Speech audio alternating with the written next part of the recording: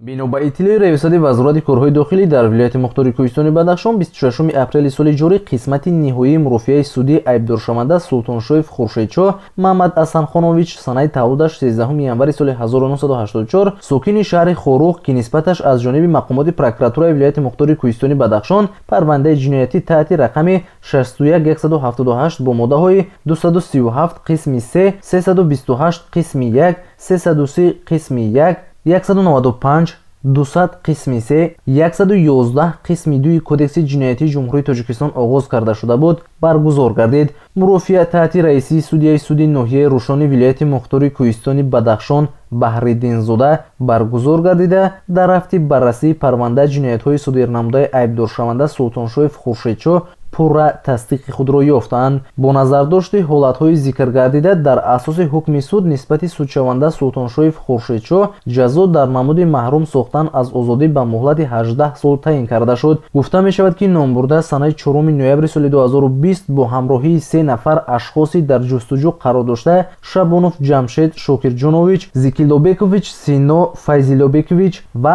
Ақназаров Ақназар Алиназарович тавассути автомошинаи сабукрави тамғаи Тойота дар ду маврид аз ҷумла дар деҳаи Бидурди ноҳияи Шуғнон ва маҳаллаи Бархоруғи шаҳри Хоруғ нисбати кормандони милитсия ки дар иҷрои вазифаи хизматӣ қарор доштанд дашномҳои қабеҳ намуда мавриди латукуб қарор доданд. Илова бар ин нисбати судшаванда Султоншоев Хуршедчо аз ҷониби вазорати корҳои дохилии ҷумҳурии Тоҷикистон бинобар сабаби даст доштанаш дар хариду фурӯши воситаҳои нашъатдор нисбаташ парвандаи ҷиноятӣ аз 6 апрели соли 2020 бо моддаи 200 қисми 3 кодекси ҷиноятии ҷумҳурии Тоҷикистон оғоз гардида буд. Бо назардошти далелҳои болозикр гардида аз санаи 24 феврали соли 2021 дар ҷустуҷӯи расмӣ қарор дошт ва 12 апрели соли ҷорӣ зимни амалиёти дастгиркунӣ аз дасти судшаванда Султоншоев Хуршедчо як адад норинҷак ва як миқдор воситаи нашъатдору ҳаби экстази ки ғайриқонунӣ нигоҳ медошт дарёфту мусодира карда шуд. ҳамзамон дар мурофиаи судӣ кирдорҳои ҷиноятии судшавандаи дигар Фармонбеков Шодиҷон Фахриддинович соли тавлидаш 25 апрели соли 1991